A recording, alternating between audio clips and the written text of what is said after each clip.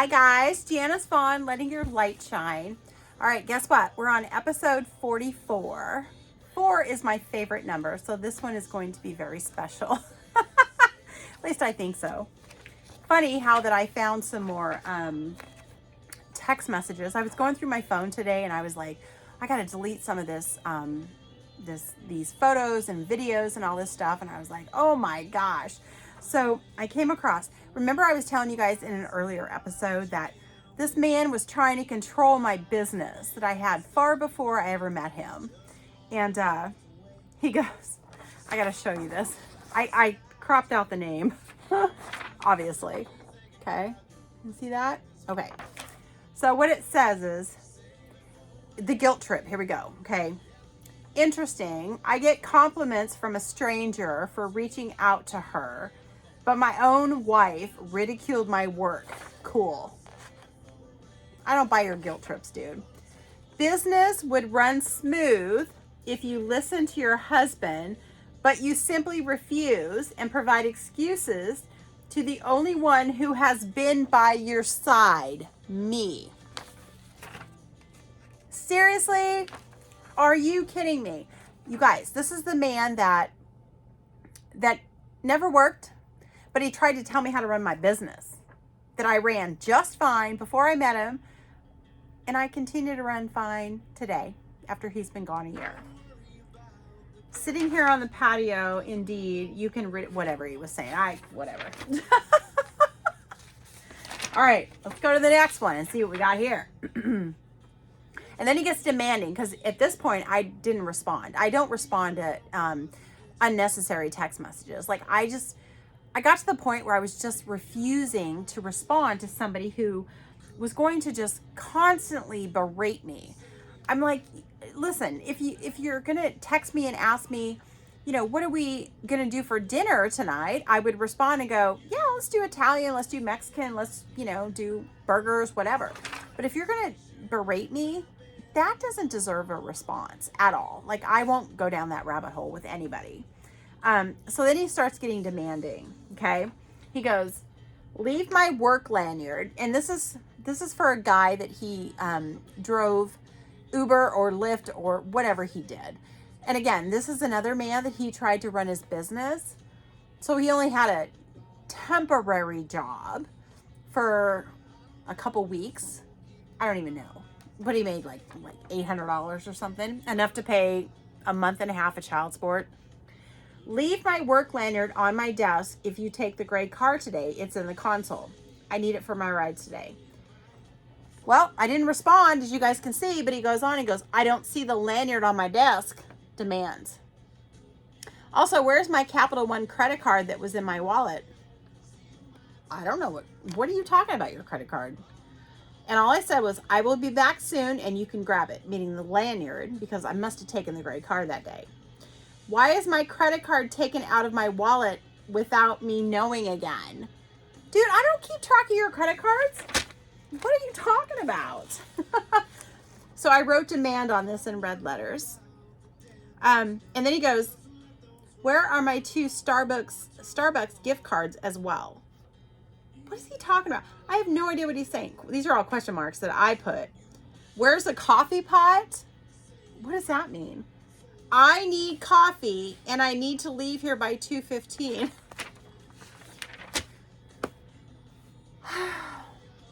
The demands. They were over the top demands.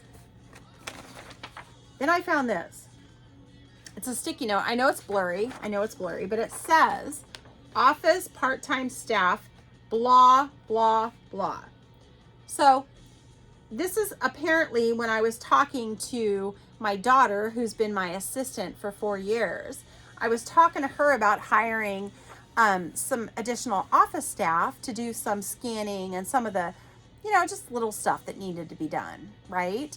Because she's busy doing stuff that I have her doing, and I'm busy doing what I'm doing. And he goes, blah, blah, blah. Like, why would you do that?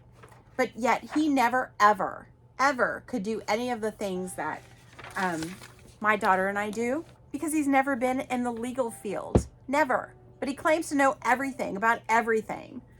So he was pissed off because I was talking about hiring additional staff to assist us because we were both overloaded. Hiring additional staff meant that it would take away from money that he had, because that would take away from my pocket. But you know what? If my life is easier by hiring somebody else to help me, and the load is taken off just a little bit more and eases my, stress level or whatever, he didn't want to do anything. He just wanted to make sure that he had money to go gamble or go travel with or do whatever, or not work, as he didn't. All right, you guys. And then this was the picture after. So this tells me that he was pissed off. And as you guys can see, there's a toilet, okay? This is a file. I remember this day. He was so angry that he took a file off my desk and he flung it in the bathroom. Why would I take a file and throw it in the bathroom, okay? He was mad because I was talking about hiring somebody else, okay? Then, this is his cell phone. He was taking screenshots of me, and he had written me some notes that I tore up and threw in the trash can because I was like, whatever, dude, I'm not paying attention to your stupid notes. But so he took pictures with his phone of the notes that he wrote to me that I threw in the garbage.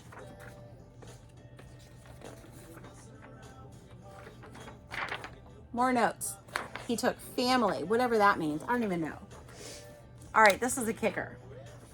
And yes, this is when I was 100 pounds overweight. Don't see the date, but I remember this. I was on the phone with my friend, or I could have been on the phone with his mom. But he took a picture of me standing outside on the phone. Why? The narcissist will document every fucking thing you do. Everything. They are going to look into your wallet. They're going to look into your notes. They're going to get into your computer. They're going to get into your checkbook. They're going to get into your credit cards. I'm telling you guys, if you guys do not lock your shit up, they're going to get into it. They will take photos of you. They will monitor you. The reason they do this shit is because they want to have something to use against you. And like this photo right here, when I was on the phone, he used this against me. He goes, she's on the phone talking to people, plotting against me. I wasn't plotting against anybody. I don't plot shit. I just vent. And, maybe that was my girlfriend. Who knows who it was? I don't even know. But they do this stuff so they can turn around and use it against you and make you feel bad down the road. And I remember, I took that fucker back after that photo. I know I did. They're going to use anything you do against you, and they're monitoring you like you're on patrol. Seriously, honest to goodness. So when you're being questioned and you're being asked, where are you? What are you doing? Who are you talking to? They are going to look into your cell phone. They're going to see who you're calling. They're going to break into your bank account to see what bills you're paying or who you're spending money on. You guys, don't let this happen, okay? Create a password that nobody would know. Nobody would know. Nobody. I mean, tell it to the one person that you trust. And I mean trust, okay? So there's two people that I trust in my world. And it's my son and my daughter, okay? Yes, I trust my best friend, Nick. I trust my other good friends. But those two people are the only ones that have my passwords to anything. And they have that because, God forbid, something happens to me. They're in my will. They're listed in my trust documents, so they need to have it. But don't create a password that they're going to figure out. I mean, my password, there's no way he would figure it out. There's no way in hell. It's so bizarre. It's crazy. But they're going to figure it out, and they're going to try and break in. One thing that I know about narcissists is they will stop at nothing to figure out your shit. They will figure it out. They will. So if you have a favorite phrase that you use, or you know, rainbows, you know, I love my grandchildren, password 123, whatever your password is, stop. Come up with something that they would never, ever imagine. And tell it to the only people that you trust, because they will break in. They will. And they have this obsessive behavior where they stop at nothing to figure out what you're doing. I know the narcissist that I was in a relationship is stalking me. I know he is. You know what? I don't care. He can stalk me all he wants.